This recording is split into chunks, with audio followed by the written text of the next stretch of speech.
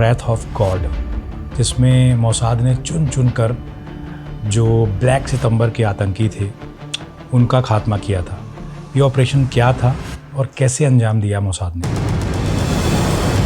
Israel पहले तो आतंकवादी हमले होने नहीं देता, और अगर आतंकवादी हमला हो जाता है तो आतंकवादियों को जीने नहीं देता। मुझे लगता है अगले ही दिन ऑपरेशन के हमने देखा कि करीबन 10 ऐसे ठिकाने थे, PLO के बेसिस थे, चाहे वो सीरिया में हो या लेबनान में, उन पर अटैक किए गए, बमबारी की गई इजराइल के द्वारा। और अगले 1 साल नहीं, 2 साल नहीं, 5 साल नहीं, 10 साल नहीं, अगले 20 साल तक, यानी कि 72 से 82, 82 से 92 तक, 90s तक ये ऑपरेशन रैथ ऑफ गॉड, भगवान का प्रकोप, जो है जारी रहा। और करीबन जितनी मेरी जानकारी है 12 ऐसे आतंकवादी थे PLO के और ब्लैक सितंबर के, जिनको चुन चुन के जो है मारा गया। तब हैरानी होती है जब इजराइल के तकरीबन 100 से ज़्यादा लोगों को बंधक बनाकर ले जाया जाता है। उसके बाद मोसाद जो ऑपरेशन करता है और अपने 100 बंधकों को उस मुल्क से निकाल ले जाता। कैसी ये कहानी मतलब शुरू होती है? ये हैरान करने वाली बात है, 76 की मैं बात कर रहा हूँ, 2026 की नहीं, कि लोग वहाँ पर जो इजराइल के स्पेशल कमांडो यूनिट के हैं उनको तैयार किया गया, 100 से ज़्यादा। एक स्पेशल एयरक्राफ्ट में उनको वहाँ पर भेजा गया रात में, और रात के अंधेरे में कैसे उन्होंने वहाँ पर लैंडिंग की, पूरी तरीके से वहाँ पर एरिया को समझा कि कैसा एरिया है, क्या है, कहाँ पर उन्होंने छिपा के रखा है, और फिर ये ऑपरेशन लॉन्च किया। साल 2018 इजराइल की मोसाद की एक यूनिट ने ईरान के गोदाम से कुछ सीक्रेट फाइल्स और CDs तकरीबन 6.5 घंटे के ऑपरेशन में गायब कर दी। पूरी दुनिया हैरान हो गई जब ये दुनिया के सामने आया। तो पहले तो वो इन्फॉर्मेशन धीरे धीरे निकालता रहा वहाँ से, और कोशिश करता रहा कि जितनी जानकारी हमें मिले वो मिलती रहे। उसके बाद उन्होंने उस पूरे गोडाउन को मुआयना किया, उसका जो है विजिट करते रहे, देखते रहे जो लोकल उनके एसेट्स थे, और उसी का एक रेप्लिका बनाया गया। और रेप्लिका इसलिए बनाया कि स्टडी किया जाए ये कैसा है, क्या है, कहाँ से हम घुस सकते हैं, इसमें क्या सेफ्टी टेक्नोलॉजी मैकेनिज्म होंगे, उसको पार करना होगा। और उसके बाद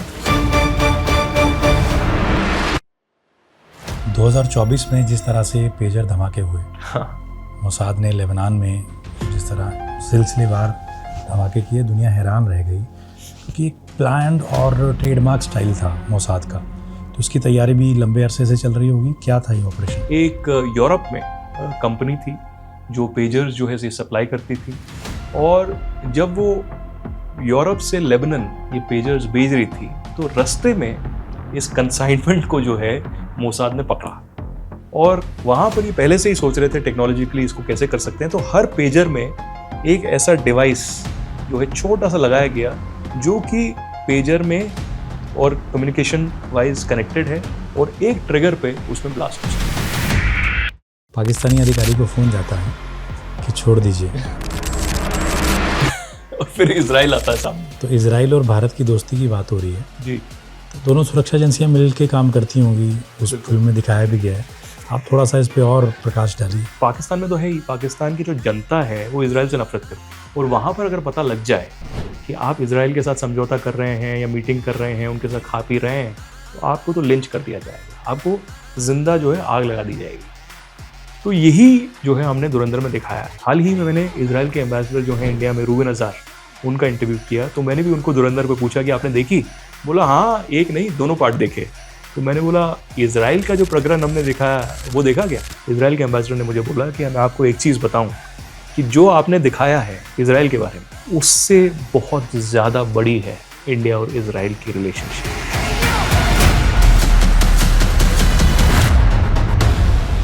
दुनिया में ना जाने कितनी फिल्में और वेब सीरीज खुफिया ऑपरेशंस और मिशंस के इर्द गिर्द बुनी जाती हैं, जिनकी डिटेलिंग देखकर कई बार लगता है कि ऐसा कोई सोच कैसे सकता है, और फिर हमारा सामना होता है उस हकीकत से जिसके सामने ये फिल्मी फसाने बच्चों का खेल लगने लगते हैं। सीक्रेट फाइल्स के इस एपिसोड में बात करेंगे इजराइल की खुफिया एजेंसी मोसाद की। पिछले करीब 80 सालों में मोसाद ने उन मिशंस को अंजाम तक पहुंचाया है जिनके बारे में ज़्यादातर लोग सोचने से भी खौफ खाते हैं।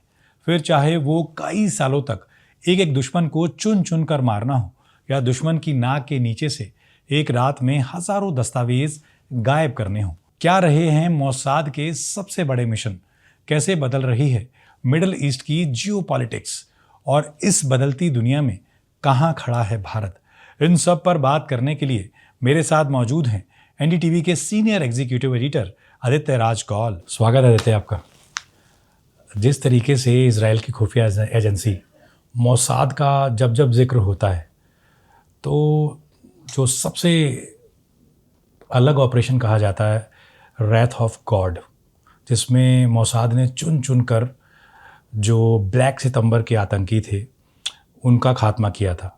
ये ऑपरेशन क्या था और कैसे अंजाम दिया मोसाद ने? देखिए मुनीश, जब भी हम इजराइल की बात करें तो मोसाद की जो भूमिका है वो है आतंकवादी हमले रोकने की। सबसे पहले तो इजराइल पहले तो आतंकवादी हमले होने नहीं देता, और अगर आतंकवादी हमला हो जाता है तो आतंकवादियों को जीने नहीं देता।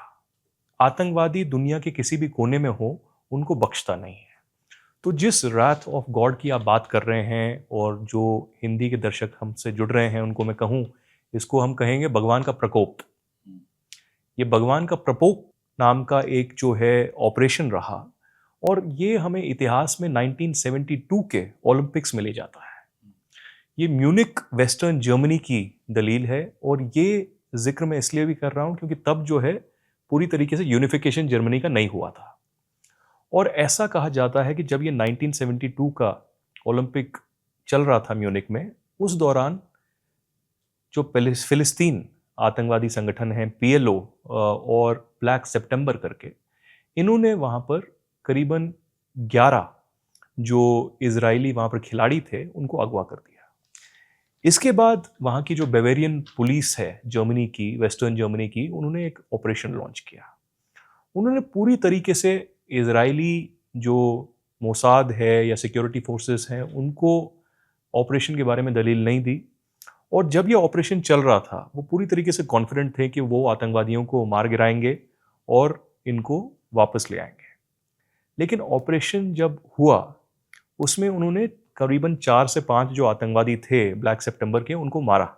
लेकिन आतंकवादियों ने उससे पहले ही जो 11 वहाँ पर खिलाड़ी थे उनको बहुत ही बेरहमी से वहाँ पर मारा, इजरायली खिलाड़ियों को।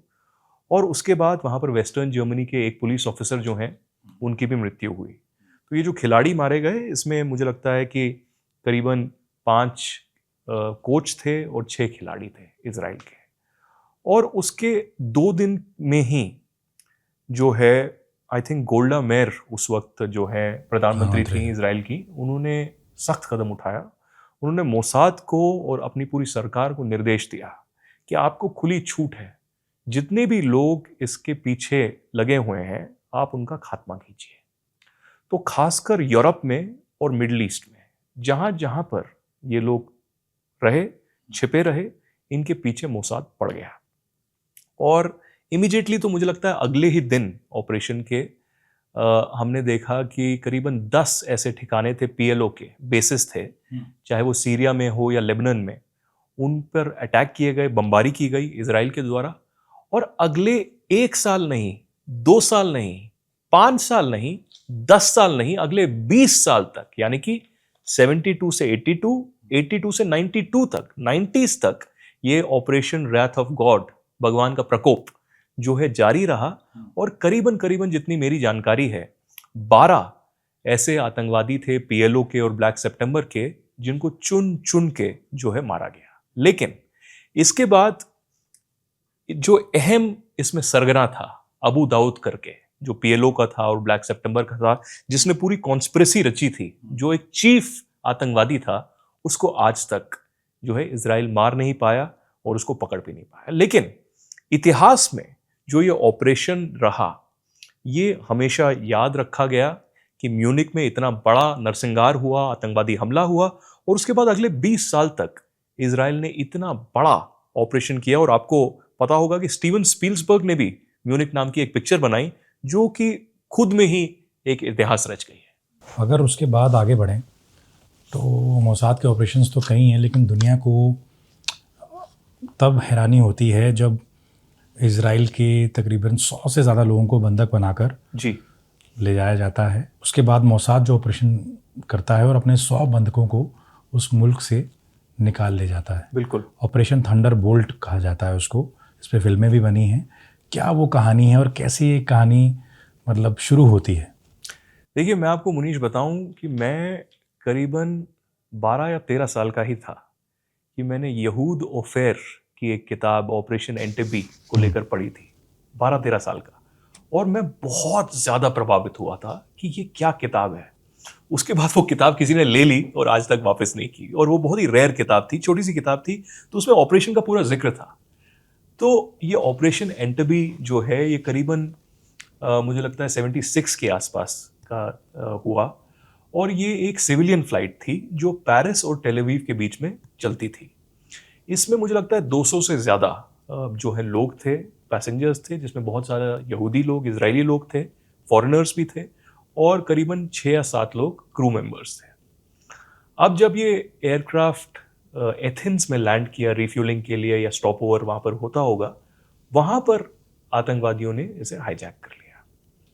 और हाईजैक करके वो पहले तो इसे लीबिया लेके गए और लीबिया के बाद युगांडा लेके गए। बाद में इतिहास में दर्ज है कि युगांडा के जो वहाँ पर डिक्टेटर थे इदी अमीन, उन्होंने पूरी तरीके से समर्थन किया आतंकवादियों का और उनको जितनी भी सुविधा हो सकती है या युगांडन जो आर्मी वहाँ पर थी जितना भी सपोर्ट कर सकती थी उनको किया। जब ये ऑपरेशन हुआ और हाईजैकिंग हो गई तो इजराइल एकदम उथल पुथल में हो गया कि अब क्या किया जाए। तो इसमें डिबेट होने लगा कि क्या हम ऑपरेशन ऐसा कर सकते हैं, क्योंकि हम इजराइल और युगांडा की दूरी देखें तो 4000 मील है और इसको वहां पर पहुंचना, एक ऐसी अनजान टेरिटरी में कोई ऑपरेशन करना, ये आसान बात तो नहीं है। फिल्मों में हम देखते हैं, सीरियलों में हम देखते हैं, ओटीटी पे, लेकिन असली जिंदगी में ऐसा ऑपरेशन करना लगभग नामुमकिन है। तो इजराइल ने जो है इस ऑपरेशन को अंजाम दिया, ऑपरेशन थंडरबोल्ट, ऑपरेशन एंटेबी। और युगांडा के एक ऐसे एयरपोर्ट जो कि फंक्शनल नहीं था जहां पर ये एयरक्राफ्ट को रखा गया, और एयरक्राफ्ट के एक ऐसे इलाके में एयरपोर्ट के उन्होंने क्या किया कि इजरायली और यहूदी जो पैसेंजर्स थे उनको अलग कर दिया और जो नॉन इजरायली थे, फॉरेनर्स थे, उनको अलग कर दिया। तो अगले दिन मुझे लगता है करीबन 94 के आसपास जो नॉन इजरायली थे, नॉन जूइश, उनको छोड़ दिया गया, उनको इमीडिएटली बाहर कर दिया गया। बट जो इजरायली थे और जो इस एयरक्राफ्ट का पूरा क्रू था उनको अपने पास रखा गया। तो 1-2 दिन तक, 3 दिन तक ये पूरा माजरा चलता रहा, लेकिन फाइनली इजराइल ने अब सोचा कि ऑपरेशन तो करना पड़ेगा। अब आप सोचिए, ये हैरान करने वाली बात है, 76 की मैं बात कर रहा हूँ, 2026 की नहीं, कि लोग वहाँ पर जो इजराइल के स्पेशल कमांडो यूनिट के हैं उनको तैयार किया गया, 100 से ज़्यादा। एक स्पेशल एयरक्राफ्ट में उनको वहाँ पर भेजा गया रात में, और रात के अंधेरे में कैसे उन्होंने वहाँ पर लैंडिंग की, पूरी तरीके से वहाँ पर एरिया को समझा कि कैसा एरिया है, क्या है, कहाँ पर उन्होंने छिपा के रखा है, और फिर ये ऑपरेशन लॉन्च किया। और इतिहास में ये दर्ज है कि इतना बड़ा ऑपरेशन सक्सेसफुल रहा, इसमें कुछ लोगों की, चंद लोगों की मौत भी हुई, लेकिन जो सबसे अहम था वो था योनाथन नेतन्याहू, जो कि इजराइल के अभी प्रधानमंत्री हैं, बेंजामिन नेतन्याहू, उनके बड़े भाई, जो कि उस वक्त 76 में सिर्फ 30 साल के थे। वो एक स्पेशलाइज्ड कमांडो यूनिट है इजराइल का, उसको लीड कर रहे थे एज ए कमांडिंग ऑफिसर, और इस ऑपरेशन को लीड कर रहे थे। आप देखिए, आगे से उन्होंने लीड किया, उन्होंने खुद पर गोली खाई, जो कि युगांडा की आर्मी के लोग वहां पर मौजूद थे, उन्होंने उन पर प्रहार किया, तो वो वीरगति को प्राप्त हुए। लेकिन जो सारे कमांडोज थे, किसी को खरोच तक नहीं आई, और ज्यादातर जितने भी वहां पर लोग थे उनको वापस ले आया गया। मुझे लगता है 1 या 2 वहां पर कैजुअलिटीज हुई थी इजरायली की। तो ये हमेशा याद किया जाता है कि 1976 में, 70s के दशक में इतना बड़ा ऑपरेशन, ये आसान तो नहीं रहा होगा। और अभी भी हर साल, मुझे लगता है कल या परसों में ही बेंजामिन नेतन्याहू ने अपने भाई की तस्वीर जो है शेयर की, और अक्सर वो अपनी स्पीचेस में उनकी बात करते हैं, उनकी दलेरी का जिक्र करते हैं कि आज के जो इजरायली IDF है उनसे सीख ले कि कैसे 30 साल की उम्र में उन्होंने वीरगति प्राप्त की और देश के लिए इतना बड़ा जो है काम किया। कुछ लोग तो कहते हैं कि अपने भाई की वजह से वो इतने पॉपुलर हुए जी, प्रधानमंत्री की गद्दी तक भी पहुंचे। नहीं, बिल्कुल, क्योंकि उनके भाई बहुत पॉपुलर थे, एज ए शहीद उनको इजराइल में जाना जाता है जी, और उसी के चलते नेतन्याहू को भी फायदा मिला। बिल्कुल सही कह रहे हैं। जैसे करगिल के शहीद इंडिया में जाने जाते हैं, ये दिल मांगे मोर, हाँ, वैसे ही वहाँ पर योनाथन जो है नेतन्याहू का स्थान है, क्योंकि सिर्फ ये प्रधानमंत्री की बात नहीं है, पूरा देश उनसे प्रेम करता है, उनको हर साल जो है श्रद्धांजलि देता है, और उनकी जो स्टोरीज हैं, उनकी जो कहानियां हैं, वो हर किताब में वहाँ पर जो है बच्चों को पढ़ाई जाती है कि ये है दलेरी की कहानी। और कई, मैंने तो एक किताब का जिक्र किया, कई किताबें और कई फिल्में इस पे बनाई गई हैं। बात करते हैं थोड़े रिसेंट ऑपरेशंस की, मोसाद ने जो किए। साल 2018 इजराइल की मोसाद की एक यूनिट ने ईरान के गोदाम से कुछ सीक्रेट फाइल्स और सीडीज़ तकरीबन 6.5 घंटे के ऑपरेशन में गायब कर दी, और पूरी दुनिया हैरान हो गई जब ये दुनिया के सामने आया। तो क्या था ये ऑपरेशन? आज तक की सबसे बड़ी चोरी और सीना जोरी। हाँ। मैं आपको कहूँ कि 2015 में हमें जाना पड़ेगा। 2015 में अमेरिका और ईरान की एक डील होती है, और इसे JCPOA कहा जाता है।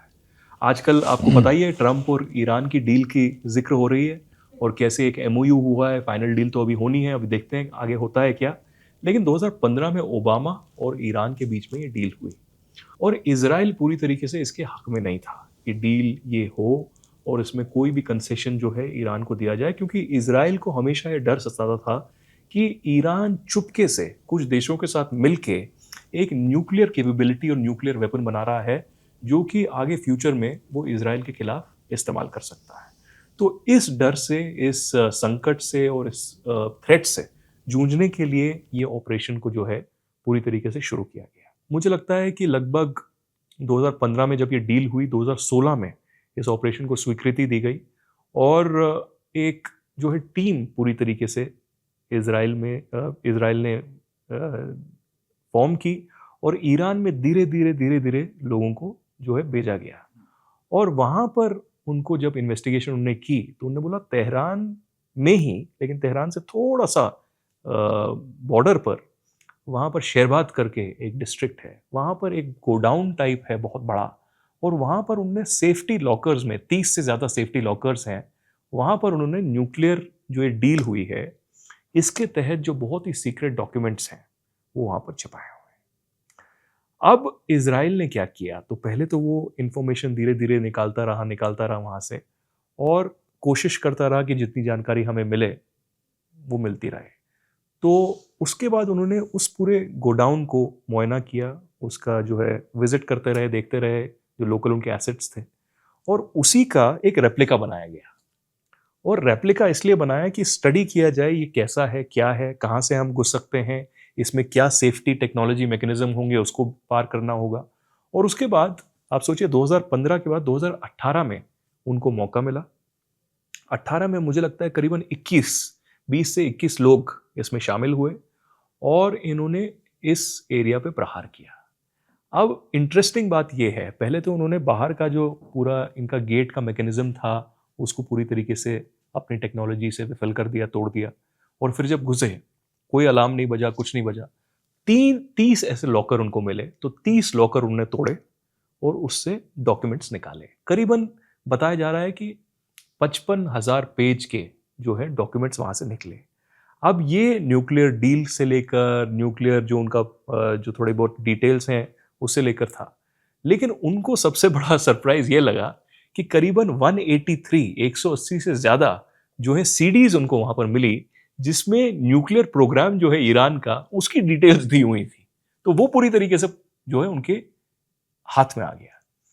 अब जब ये सारा ऑपरेशन किया गया और बहुत सारी चीजें जो है हाथ में आई, आप देखिए बहुत बड़ा स्ट्रेटेजिक जो है झटका ईरान को लगा कि इतना अहम जो चीज है कैसे हाथ में आ गया। और ईरान के राष्ट्रपति थे अहमदीनेजाद, तो 2024 में उन्होंने एक इंटरव्यू दिया, और इंटरव्यू में उन्होंने जिक्र किया कि हमने एक स्पेशलाइज्ड एक फोर्स बनाई थी अपनी IRGC और ईरानियन आर्मी और सबकी स्पाई एजेंट्स की, और उसके एक हेड थे जो पूरा एक ऑपरेशन लॉन्च कर रहे थे इजराइल के जितने भी ये स्पाई हैं, मोल्स हैं, इनके खिलाफ। लेकिन बाद में हमको पता चला कि ये जो हेड हैं हमारी ही एजेंसी के, ये इजराइल के लिए काम कर रहे थे। आप सोचिए खुद कितना बड़ा झटका ईरान को लगा, और कैसे इनरोड्स जो है इजराइल अपना बनाता है, मोसाद अपना बनाता है, कि जो व्यक्ति ईरान से काम करता था मोसाद के खिलाफ, सिर्फ काम ही नहीं करता था, वो उस टीम को हेड करता था, वो इजराइल के लिए काम करने लगा। और ये जो 18 का ऑपरेशन था, इसमें उसकी सबसे बड़ी अहम भूमिका लगी।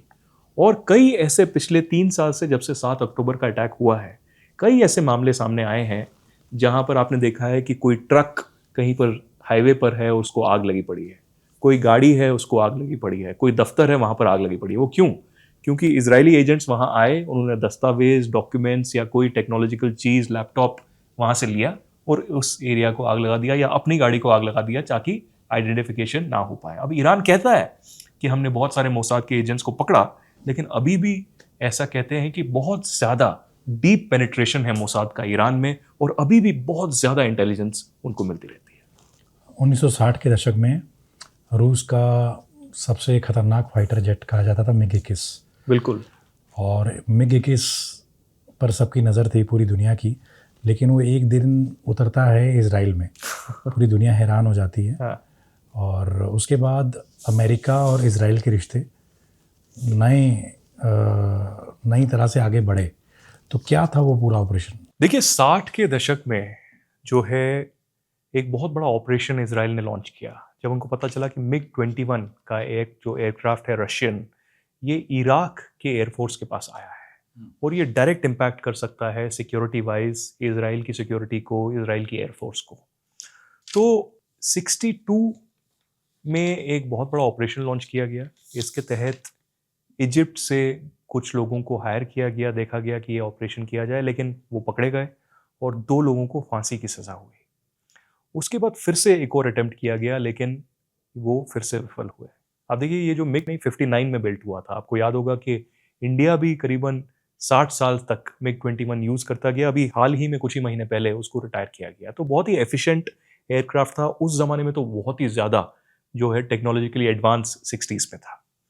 तो 63 में फाइनली तीसरा अटेम्प्ट किया गया। एक जो है व्यक्ति जो है इजराइल की एम्बेसी में गया इराक, तब डिप्लोमेटिक संबंध थे, और उसने बताया कि मैं जो है एक यहाँ पर लोकल फैमिली है, क्रिश्चियन फैमिली, वहाँ पर मैं काम करता हूँ, और उनकी जो एक मेरी दोस्त है, उसका जो बॉयफ्रेंड है या हस्बैंड है, वो यहाँ पर इराकी एयरफोर्स के लिए काम करता है, और उसका नाम है मुनीर रेडफा। और मुनीर रेडफा जो है बहुत परेशान है क्योंकि वो क्रिश्चियन है, और उसके जो आर्मी के सुपीरियर्स हैं, सीईओज हैं, कमांडर्स हैं, वो उसको प्रमोशन नहीं दे रहे, वो उसको अपॉर्चुनिटीज़ नहीं दे रहे। तो वो बहुत रोष में है, और उसको लगता है कि उसके परिवार के साथ भी बहुत भेदभाव किया जाता है, और बगदाद में जो कि कैपिटल सिटी है, वहाँ पर उसको रहने की इजाज़त नहीं है, उसको दूर इलाकों में भेजा जाता है। तो मुनीर रेडफा को जो है पेरिस बुलाया गया, उसके बाद इजराइल भी बुलाया गया। उसको पूरी तरीके से मोसाद ने कोऑप्ट किया और उसको समझाया कि ये बड़ा ऑपरेशन है। तो मुनीर रेडफा को इजराइल ने बोला कि आपको हम $1 मिलियन देंगे, आपको हम सिटीजनशिप देंगे इजराइल की, और फुल टाइम नौकरी देंगे। लेकिन मुनीर रेडफा ने बोला कि ये सब तो ठीक है, लेकिन मेरे पूरे परिवार को भी यहाँ से निकालना होगा। तो क्या किया गया कि जब से ऑपरेशन शुरू हुआ, इनकी जो वाइफ और बच्चे थे उनको पेरिस बुलाया गया। कुछ बताया नहीं, उसको, बीवी और बच्चे को लगा कि हम वकेशन पे जा रहे हैं, हम छुट्टियां मनाने के लिए जा रहे हैं। तो पेरिस बुलाया गया, और पेरिस में जब ये ऑपरेशन अंजाम हुआ और मुनीर रेडफा एक रेगुलर सॉर्टी के लिए जा रहे थे, मतलब कि नॉर्मली प्लेन को उड़ा रहे थे, तो उन्होंने अचानक प्लेन को जो है सीरिया की तरफ मोड़ा, और सीरिया के वहाँ पर जब आए तो अचानक से जॉर्डन के जो एयरबेस पे है उस पर सिग्नल आया। तो जॉर्डन के एयरबेस पे जब सिग्नल आया तो उन्होंने इमीडिएटली सीरिया को कांटेक्ट किया कि आपका एयरक्राफ्ट यहाँ पर क्यों आ रहा है। तो उन्होंने बोला नहीं नहीं, ये हमारा ही एयरक्राफ्ट है, ये जो है गलती से स्ट्रे हो गया है। तो जैसे ही जॉर्डन में वो घुसा, वो इमीडिएटली जॉर्डन से इजराइल घुसा, और वहाँ पर उसने इमरजेंसी कॉल दिया और बोला कि मैं जो हूँ यहाँ पर इराक की आर्मी से हूँ, एयरफोर्स से हूँ, और मैं इजराइल को ये प्लेन सौंपना चाहता हूँ, मैं डिफेक्ट करना चाहता हूँ, मैं पूरी तरीके से आपके समर्थन में हूँ। तो उसको लैंडिंग की इजाज़त दी गई, और उसी टाइम जो है 2 इजरायली मोसाद की टीमें, एक बगदाद गई, एक पेरिस गई। बीवी और बच्चे को पेरिस से इजराइल लाया गया, और जो पूरा परिवार था उसको कुर्दिश मिलिशिया जो वहाँ पर है उन्होंने मदद की, और वो जो है ईरान ले गए, और ईरान से इजराइल ले आए। तो ये एक बहुत ही अहम जो है खबर है, और ये मुझे लगता है कि पूरी तरीके से मुझे लगता है इससे बड़ा एक एयरक्राफ्ट को पूरी तरीके से हाईजैक कर देना हमने बहुत बार सुना होगा, लेकिन एक मिलिट्री और एयरफोर्स का इतना बड़ा फाइटर जेट, वो भी रूसी, उसको सेफ्टी मैकेनिज्म के होते हुए एक खुद एयरफोर्स का जो पायलट है अपना, वो ले जाता है और डिफेक्ट कर जाता है। इससे बड़ी त्रासदी, इससे बड़ी एम्बैरेसमेंट और क्या हो सकती है। तो मुझे लगता है इसको ऑपरेशन डायमंड भी इसीलिए कहा गया कि ये सारे ऑपरेशंस में एक हमेशा की तरह हीरे की तरह चमकता रहेगा। 2024 में जिस तरह से पेजर धमाके हुए, हाँ। मोसाद ने लेबनान में जिस तरह सिलसिलेवार धमाके किए, दुनिया हैरान रह गई क्योंकि एक प्लान्ड और ट्रेडमार्क स्टाइल था मोसाद का। तो उसकी तैयारी भी लंबे अरसे से चल रही होगी। क्या था ये ऑपरेशन? देखिए, इसके बारे में ज़्यादा जानकारी तो नहीं है, लेकिन जब ये हुआ दुनिया को हिला के रख दिया।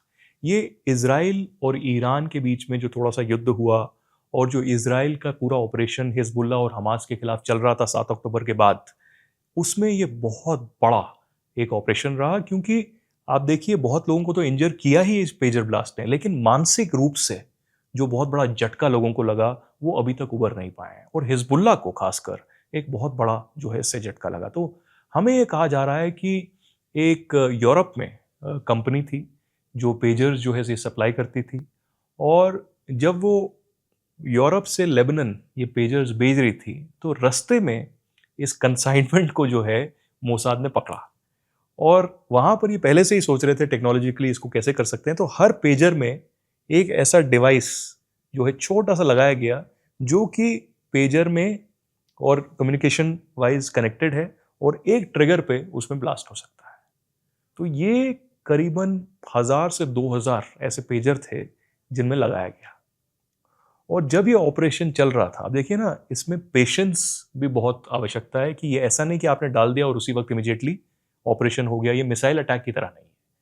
तो जब ये ऑपरेशन चल रहा था और जब हिजबुल्लाह का प्रहार इजराइल की तरफ नदर्न बॉर्डर से बहुत ज़्यादा हो रहा था और लोगों को मारा जा रहा था, तो तभी अचानक से खबर आती है कि करीबन 1000 से 1500 पेजर अचानक से फटते हैं। किसी के पॉकेट में था, किसी के हाथ में था, किसी के टांग के ऊपर था, किसी के यहाँ पर था, और जहाँ जहाँ वो हुआ इसमें लोग तो मुझे लगता है 10 या 20 मारे गए, लेकिन करीबन 2000 लोग इसमें इंजर्ड हुए, हो सकता है ज़्यादा भी हो।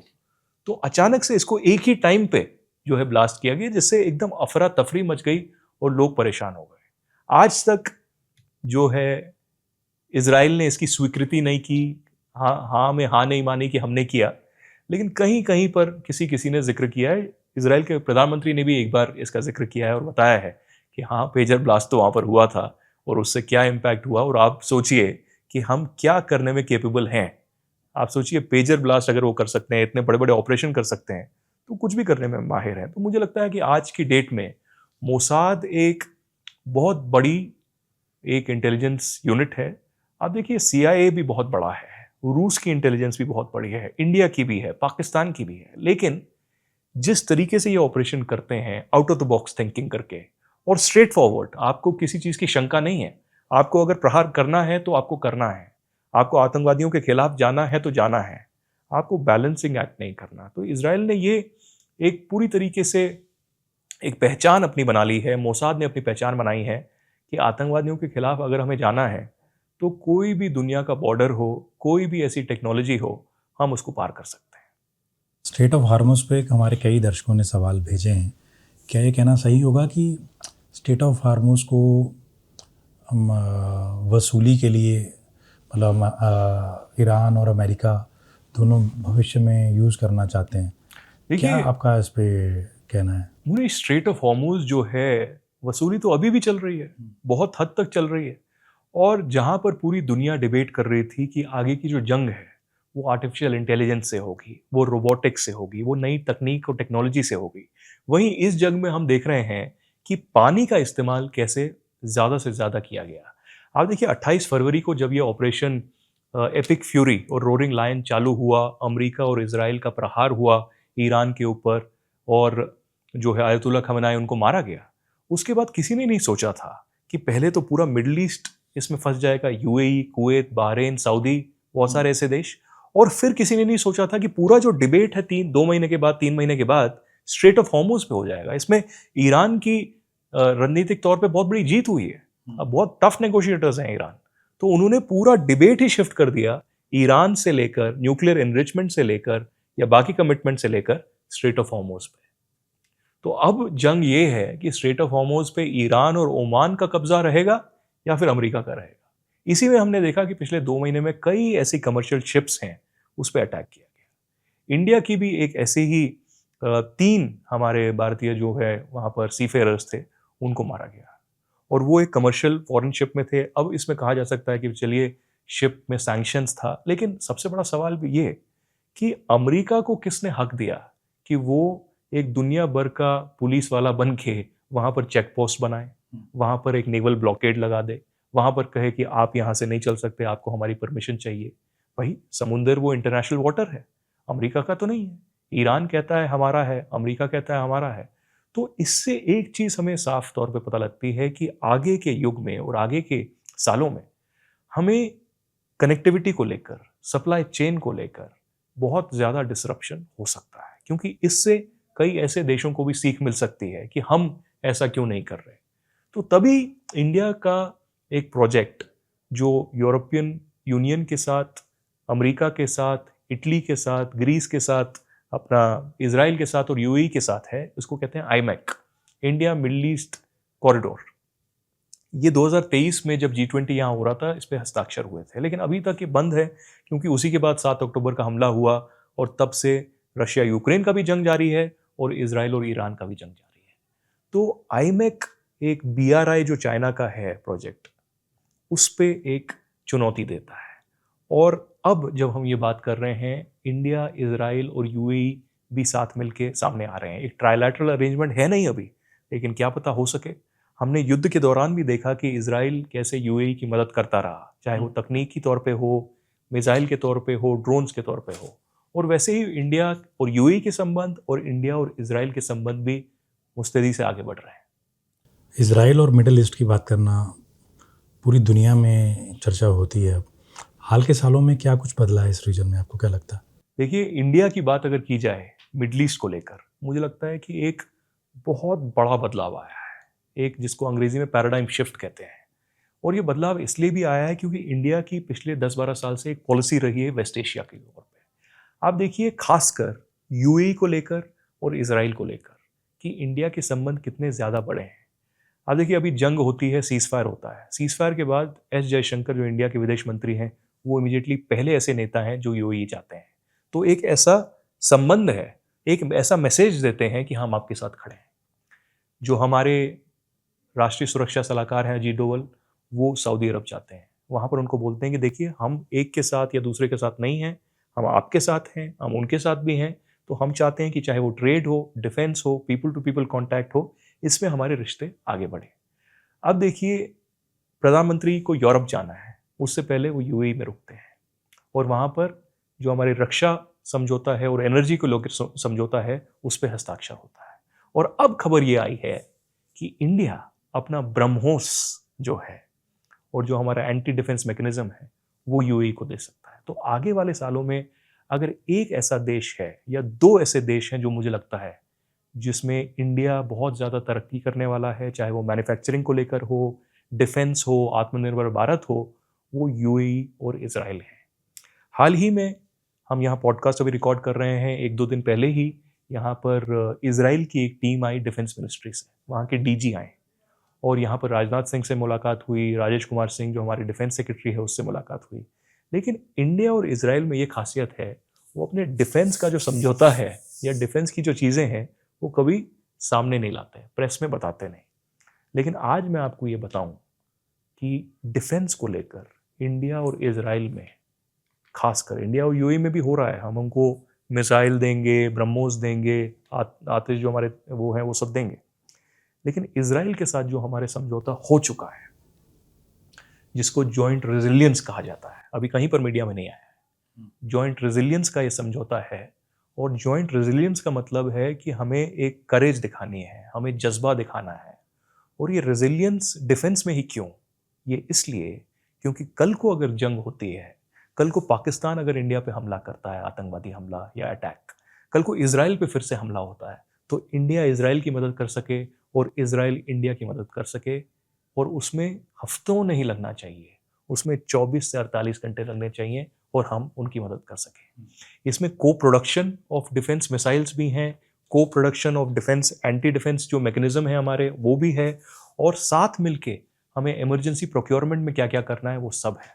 तो पिछले 6 महीने से जब से हमारी स्पेशल स्ट्रेटेजिक पार्टनरशिप हुई है और मोदी और नेतन्याहू ने खास निर्देश दिया है अपनी डिफेंस टीम को और एम्बेसीज को कि इस समझौते को आगे लिया जाए, तो आगे वाले महीनों में और सालों में एक नया ही दृष्टिकोण हम इजराइल, इंडिया और यूएई और इंडिया के रिलेशंस में देखेंगे। और इसका मतलब ये नहीं है कि हमने एक पक्ष देख लिया, हम फिलिस्तीन को भी मदद करते हैं, लोगों को मदद करते हैं, वहाँ कंप्यूटर देते हैं, उनको डोनेशन देते हैं, उनको ह्यूमैनिटेरियन एड देते हैं, लेकिन इजराइल के साथ हमारी जो कॉमन थ्रेट्स हैं, आतंकवाद है, और जो हमारे कॉमन गोल्स हैं, और वो इनोवेशन भी है, वो एग्रीकल्चर भी है, वो वाटर भी है, वो डिफेंस भी है, और वो कई ऐसे प्रकार के समझौते हैं वो जो होंगे साथ साथ। उसमें आर्टिफिशियल इंटेलिजेंस और टेक्नोलॉजी भी है। इनोवेशन के लिए इजराइल बहुत ज़्यादा जाना जाता है, लेकिन डिफेंस में और काउंटर टेररिज्म में अब जो हमारी भूमिका इजराइल के साथ और यूएई के साथ बनने वाली है वो आज तक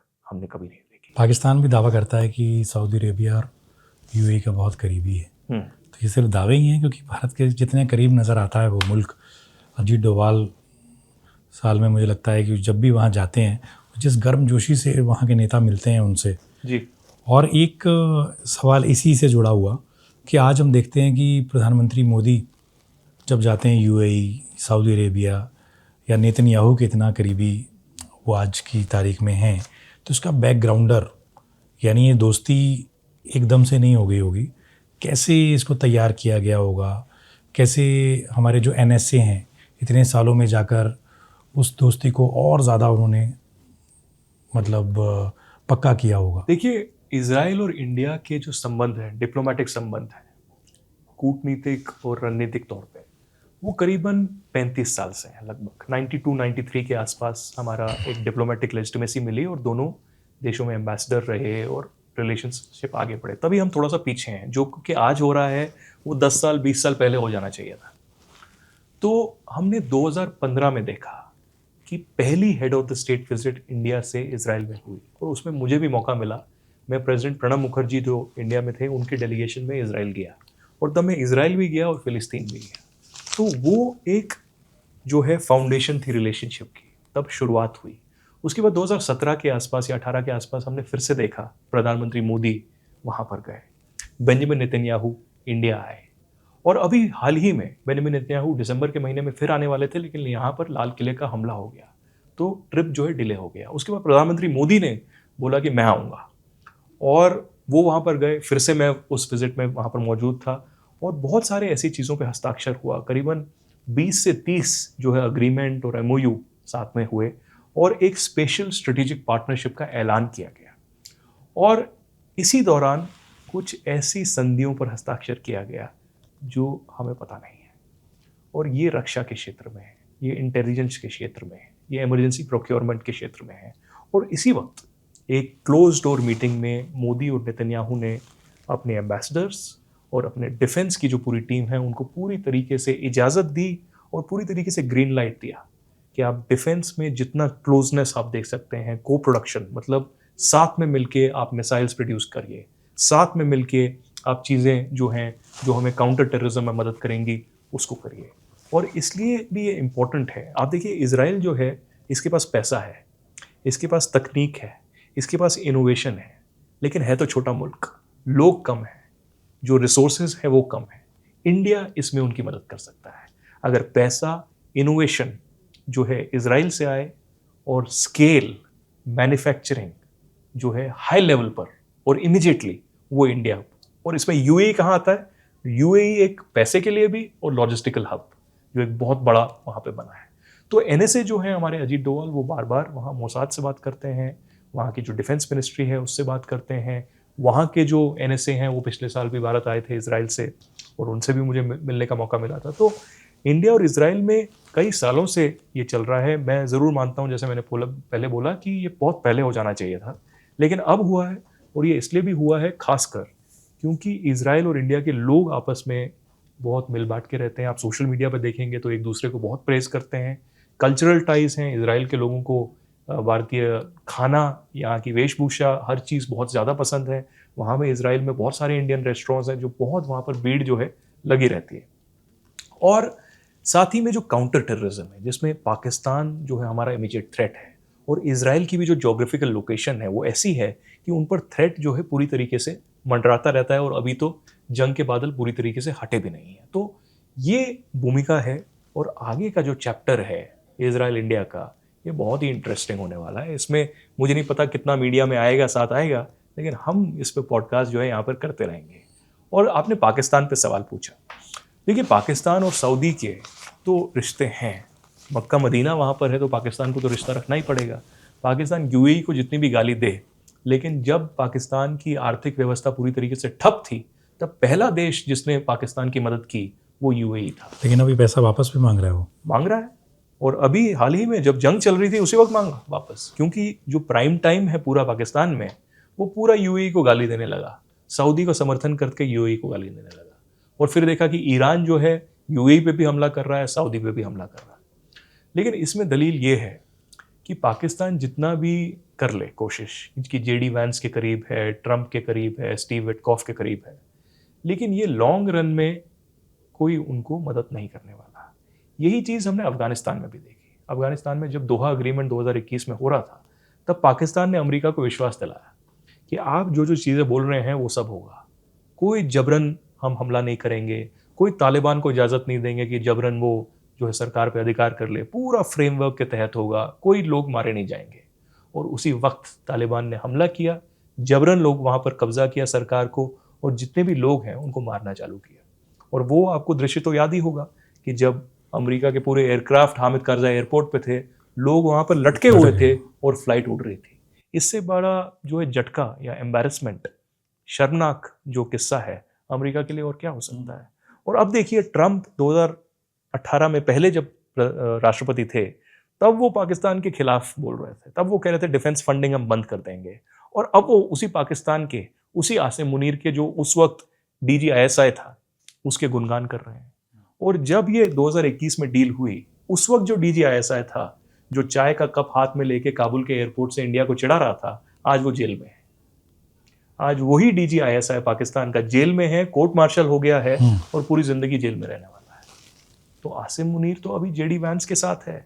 जेडी वैंस कह रहा है कि मेरी जिंदगी में दो ही ऐसे अहम लोग हैं, एक मेरी बीवी है उषा वैंस और दूसरे आसिम मुनीर। अब देखिए किस लेवल पर जो है लोग गिर गए हैं, और पूरे सोशल मीडिया पे उनको गालियां पड़ रही हैं।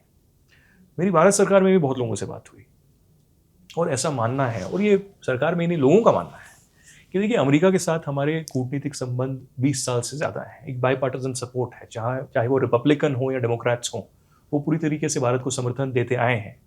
लेकिन ट्रंप की ये रणनीति बदलना पाकिस्तान के समर्थन में, आसिम मुनीर के समर्थन में, ये भारत में और खासकर अमेरिका में जो इंडियन डायस्पोरा है, उसमें इतना ज़्यादा आक्रोश, गुस्सा उत्पन्न करेगा, ये राष्ट्रपति ट्रंप और जेडी वैंस समझ नहीं पा रहे हैं। ये बहुत बड़ा उनको इलेक्टोरली भी डैमेज करेगा और पॉलिटिकली भी पूरी तरीके से डैमेज करेगा। जो उनको लग रहा है कि जियोपॉलिटिकली आसिम मुनीर उनकी मदद करेगा ईरान के खिलाफ, अफगानिस्तान के खिलाफ, चाइना के खिलाफ, वो नहीं होने वाला। पाकिस्तान जो है, नाच मेरी बुलबुल तुझे पैसा मिलेगा, तो बेसिकली वो है कि आप पैसे फेंकिए और पाकिस्तान नाचेगा। तो ये वही हो रहा है। चाइना ने पैसा फेंका, BRI के तहत CPEC हुआ, 10 साल 15 साल बीत गए, कोई चाइना को ना पैसा मिला ना कुछ मिला, पूरा पैसा लौट गया।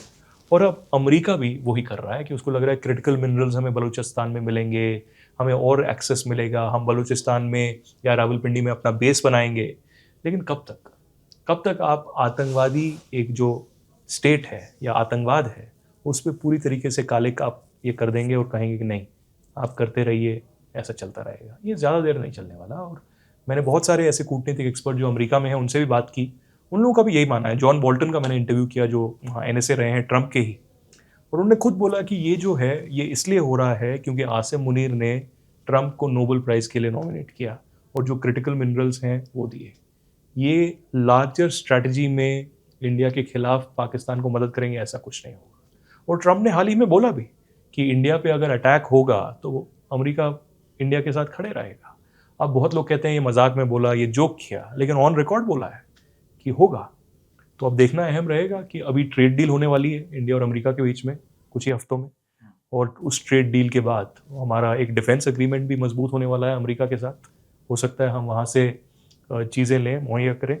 लेकिन सबसे बड़ा सवाल तो यही कि दुनिया की जो ये जंग है आतंकवाद के खिलाफ, एक तरफ आप आसिम मुनीर की तारीफ करते हैं, कहते हैं वी लव पाकिस्तान, और दूसरी तरफ वही पाकिस्तान ने दुनिया का सबसे बड़ा आतंकवादी ओसामा बिन लादेन को पाकिस्तान मिलिट्री के नाक के नीचे छुपा के रखा अबोताबाद में। और आज आप सोचिए, जो जेडी वैंस बोलता है वी लव पाकिस्तान, तब जो 9/11 के 3,000 जो विक्टिम्स हैं, जो 3,000 वो परिवार हैं, वो क्या सोचते होंगे, उन पर क्या बीतती होगी। डैनियल पर्ल है जो अमेरिका वॉल स्ट्रीट जर्नल का पत्रकार था, उसका गला काट दिया गया पाकिस्तानी आतंकवादियों ने। वही आतंकवादी संगठन हिजबुल, जैश, लश्कर जो ISI के साथ पूरी तरीके से मौजूद है, धुरंधर में हमने बताया है। तो उसी तरीके से ये अमेरिका इसका पर्दाफाश करना चाहता है, कहना चाहता है कि नहीं नहीं हम आतंकवाद पे नहीं, ये नहीं वो नहीं, हम बिजनेस डील करना चाहते हैं, ये करना चाहते हैं।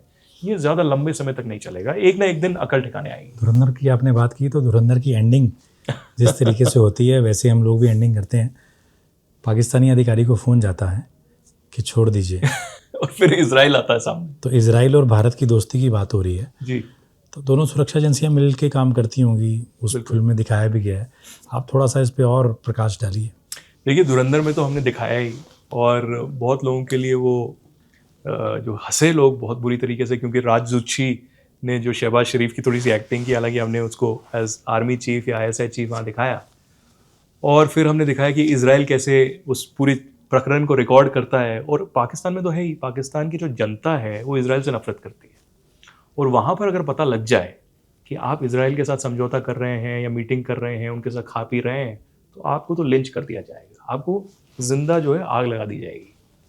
तो यही जो है हमने धुरंधर में दिखाया, और ये सच भी है। ऐसे बहुत लोग हैं पाकिस्तान में जो इजराइल के साथ डील करते हैं, चाहे वो बिजनेस के तौर पे हो, डिफेंस के तौर पे हो, या कुछ पीपल टू पीपल कॉन्टैक्ट के तौर पे। उनका नाम सामने नहीं आता, लेकिन आएगा तो उनको मार दिया जाएगा। और यही चीज़ ज़रूरी है हमें समझना। हाल ही में मैंने इजराइल के एम्बेसडर जो हैं इंडिया में, रूबेन अज़ार, उनका इंटरव्यू किया, तो मैंने भी उनको धुरंधर पे पूछा कि आपने देखी? बोला हाँ, एक नहीं दोनों पार्ट देखे। तो मैंने बोला इजराइल का जो प्रकरण हमने देखा वो देखा क्या? बोला बिल्कुल देखा, लेकिन मैं आपको एक चीज़ बताऊँ। इजराइल के एम्बेसडर ने मुझे बोला कि मैं आपको एक चीज़ बताऊँ कि जो आपने दिखाया है इजराइल के बारे में, उससे बहुत ज़्यादा बड़ी है इंडिया और इजराइल की रिलेशनशिप। आप सोचिए कितना बड़ा स्टेटमेंट उन्होंने दिया है कि इतना ही नहीं, इससे ज़्यादा बहुत सब कुछ जो है इंडिया और इजराइल के बीच में हो रहा है। जैसे ऑपरेशन सिंदूर अभी हुआ, तो भारत में इस तरह का अगर कोई हमला होता है तो क्या इजराइल सीधा वॉर में कूद सकता है इन फ्यूचर, अगर दोस्ती की बात करें? देखिए, दो चीज़ें हैं इसमें। मुझे नहीं लगता कि इंडिया चाहेगा कि कोई भी देश हमारे साथ जो है इंटरफेयर करे। इंडिया की जो पॉलिसी है वो ये है नॉन इंटरफेरेंस। इंडिया नहीं चाहता कि दूसरे दो देशों का कोई युद्ध हो रहा हो और हम उसमें घुसें। चाहे वो रशिया यूक्रेन का युद्ध हो, चाहे वो इजराइल ईरान का युद्ध हो, अमेरिका ईरान का युद्ध हो, नॉर्थ कोरिया साउथ कोरिया का हो, कहीं भी दुनिया में हो, थाईलैंड और कंबोडिया का हमने देखा। तो हम चाहते हैं डिप्लोमेसी और डायलॉग आगे बढ़े, और हमारा भी जब युद्ध होता है वो भी एक बायलैटरल इशू है। उसमें आप हमारी मदद ज़रूर कर सकते हैं, रिसोर्सेज के तौर पे, डिफेंस के तौर पे, बाकी तौर पे, डिप्लोमेटिकली। लेकिन जंग में कूदना ये हमारा विश्वास नहीं है। लेकिन अगर आप इतिहास देखें, कारगिल में इजराइल ने हमारी मदद की। उसके बाद हम जो है बालाकोट देखें, पुलवामा के बाद जो हुआ, उसमें इजराइल ने हमारी मदद की। जो स्पाइस बॉम्ब गिरे पाकिस्तान के बालाकोट में, जैश ए मोहम्मद के कैंप पे, वो स्पाइस बॉम्ब इजरायली बॉम्ब थे। और अभी जब ऑपरेशन सिंदूर हुआ, उस वक्त भी जो बॉम्ब वहाँ पर गिरे उसमें इजराइल की मार्किंग थी। और ये बहुत सारे वीडियोस भी पाकिस्तान से आए कि बम गिरा पड़ा है, लोग मरे हैं, और जो बम का जो स्क्रैप है उस पर लिखा हुआ मेड इन इजराइल। तो लास्ट ईयर जब मैं इजराइल जाने का मुझे मौका मिला, मैं जेरूसलम में था, और प्रधानमंत्री नेतन्याहू ने हमें बुलाया, और नेतन्याहू के साथ हमारी मुलाकात हुई। तो हमने उसे यही सवाल पूछा कि ऑपरेशन सिंदूर में क्या इजराइल ने भारत की मदद की थी? तो नेतन्याहू ने हमें बोला कि देखिए, इस पर तो मैं आपको कुछ नहीं कह सकता, लेकिन एक चीज़ मैं आपको ज़रूर कहूँगा कि ऑपरेशन सिंदूर से पहले जितने भी वेपन्स, जितने भी मिसाइल्स या चीज़ें या रॉकेट्स जो भी हमने इंडिया को दी, वो ऑपरेशन सिंदूर में बहुत कामयाब हुई। तो इससे ज़्यादा नेतन्याहू क्या कहेंगे। तो ये है इंडिया और इजराइल की फ्रेंडशिप और दोस्ती। इसमें बाहर जितना दिखता है उससे करीबन 200% ज़्यादा ज़मीन के अंदर है, टेबल मेज़ के नीचे है, जो आपको कभी पता नहीं चलेगा। लेकिन कभी हमारे ऊपर आतंकवादी हमला होगा या हम पर प्रहार होगा या हमें ज़रूरत होगी, तब ज़रूर पता चलेगा। चलिए, आज के एपिसोड में आदित्य राज कौल ने हमसे इजराइल भारत की दोस्ती पर बात की, हमारी दोस्ती भविष्य में कैसी हो सकती है उस पर बात की, और मोसाद के उन ऑपरेशंस से पर्दा उठाया जिन पर कई फिल्में बन चुकी हैं, लेकिन जिस तरीके से आदित्य राज कौल ने इन ऑपरेशंस को बताया है, उम्मीद करता हूँ ये एपिसोड आपको पिछले एपिसोड्स की तरह पसंद आएगा, क्योंकि पिछले एपिसोड्स को अभी तक सीक्रेट फाइल्स को लाखों लोग देख चुके हैं और रोज़ देख भी रहे हैं। बहुत बहुत शुक्रिया। अगले एपिसोड में हमारे साथ जुड़िएगा, किसी और एजेंसी या ऑपरेशन से हम लोग पर्दा उठाएंगे। बहुत बहुत शुक्रिया।